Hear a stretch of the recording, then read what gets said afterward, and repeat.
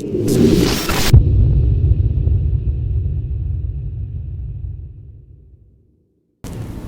guys, how you doing? Ron Tonight here. Well, today I've got a new review for you. This is of the Aquacomputer Airplex Radical 2 360 Rad. Now, Aquacomputer is a German-based company, and they've been around for quite a while, and they specialize in all things water cooling. They have produced and designed everything from radiators to reservoirs, CPU blocks, GPU blocks, and they're even the manufacturers and designers behind the Aquaro fan controllers. And so if you've used any of those products, you'll know that they are known for high quality, and they take their water cooling seriously. And what they've done here is they've taken some of the key features from their Airplex Modularity series and put it into this new design radiator. So we're going to go ahead up and take a close look at it, and then we're going to go put it on the test bed and check it out and see how well it performs. So let's go ahead and let's have a closer look. So, in looking at the packaging, these things do come all the way from Germany, so I would imagine they should be packaged pretty well. But from a glitz and glamour perspective, really nothing fancy, just a cardboard box with the Aquacomputer logo, made in Germany on it, and nothing on any of the other sides except for just the model number and part number for the Airplex Radical 2. Now let's open up and take a look on the inside.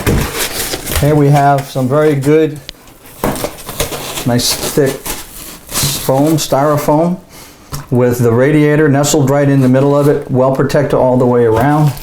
And we have some mounting hardware.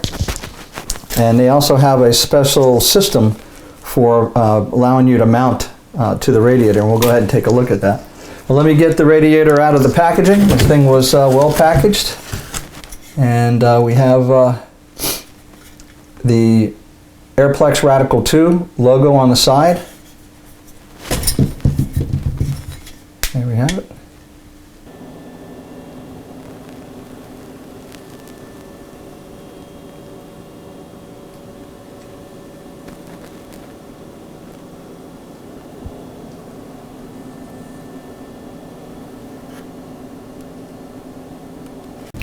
Now the dimensions of the radiator are 400 millimeters long by 140 millimeters tall by 40 millimeters thick.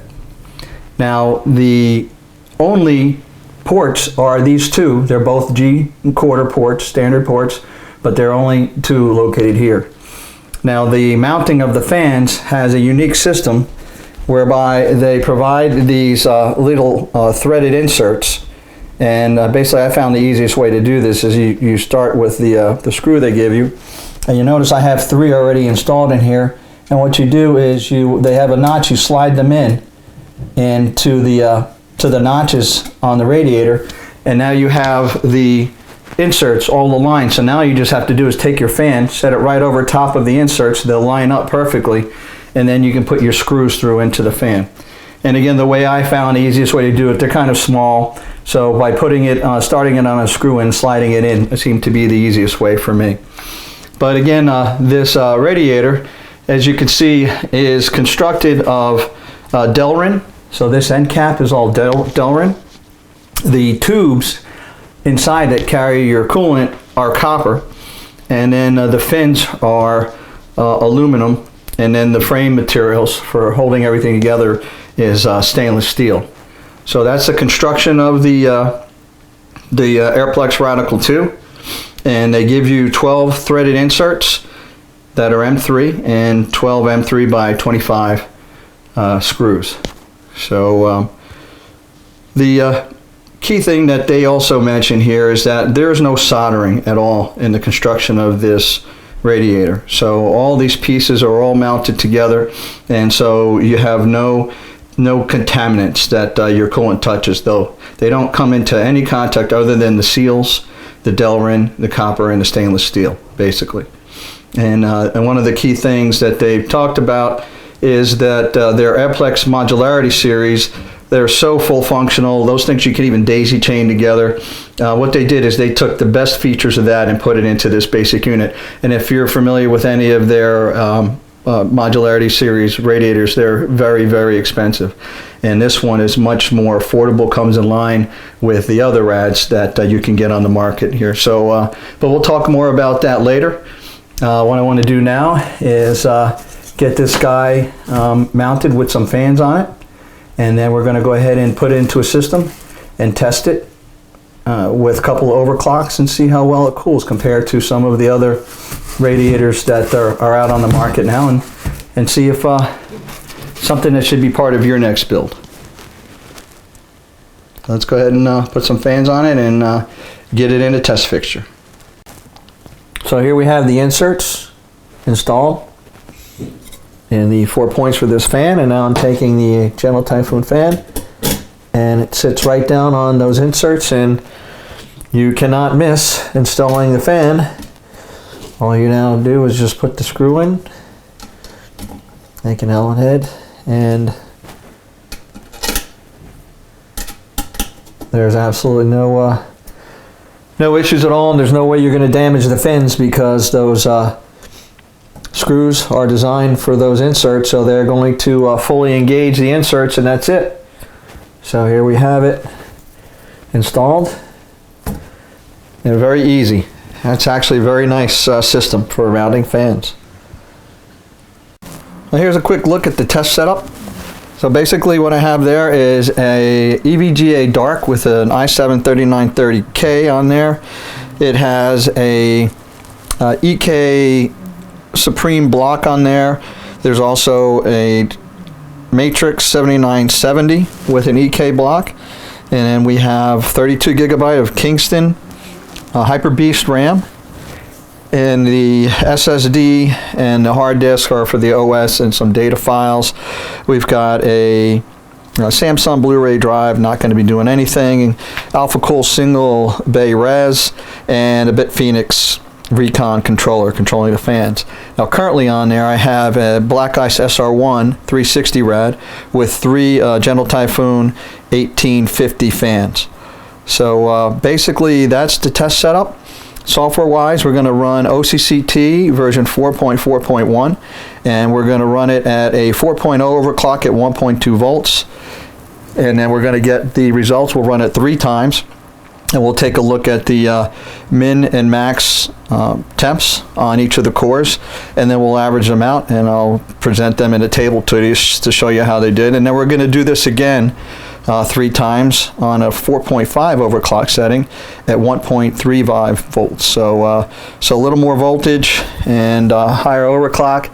And again, we'll run it 3 sets, 30 minutes with about 15 to 30 minutes of idle time in between, and collect all of the min and max temperatures across each of those 3 runs, average them out, and then we'll calculate the delta T between the run. So we'll compare how the Aquacomputer Airplex Radical 2 360 does, and at least in comparison to this Black Ice SR1, and see how well it does.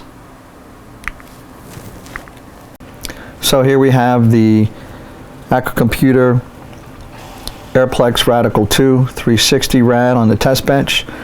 It's putting it through its paces. Right now it's going through the 4.0 at 1.2 volts series of overclock tests, and then we're going to do the 4.5 at 1.35, and so when we complete that, get all the temps recorded and get it into a graph. And I'm going to go ahead now and fast forward to showing you the results of the testing of the Aquacomputer Airplex Radical 2 360 rad, and then take it to the conclusion. Now looking at the results, the delta T here is the difference between the average temperatures of each of the cores over each of the 3 runs, subtracted from the ambient temperature of the room. So for the Airplex Radical 2 on the 4.0 1.2 volt overclock, you see on the idle it was about a 1.4 degree difference, but underneath the load it was a 4 degree difference. So that's pretty significant in this run.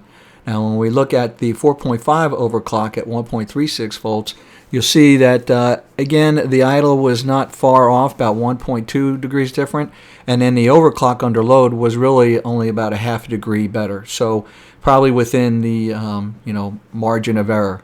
But it does go to show you that it does do some great cooling, and it is a thinner rad than the SR1, and the SR1 is no slouch. That's a great radiator in its own.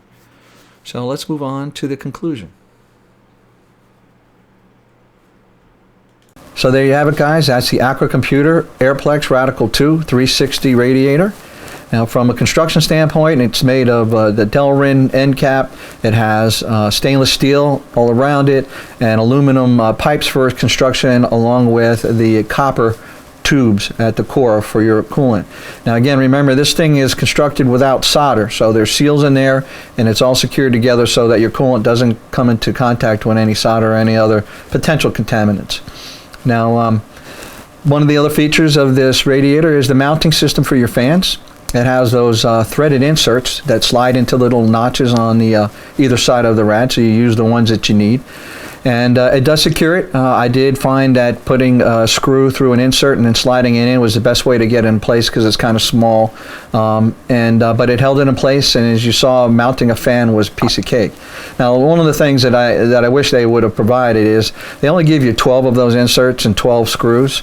And the screws are the nice long ones for your fans, but it would have been nice if they would have provided smaller screws that you can use to say you were mounting it to a case on one side.